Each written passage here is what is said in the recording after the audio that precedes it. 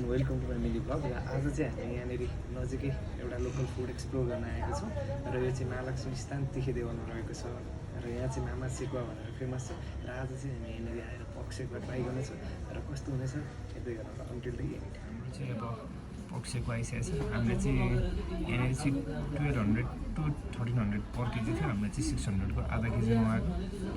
दुईजना मात्रै खान सकिँदैन होला भनेर, but it looks quite yummy है। अब लेट्स सी कस्तो हुन्छ।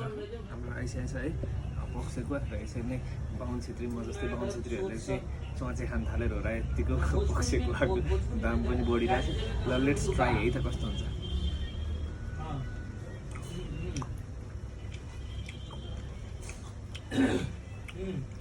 बहुत ही बढ़िया मिठो छ।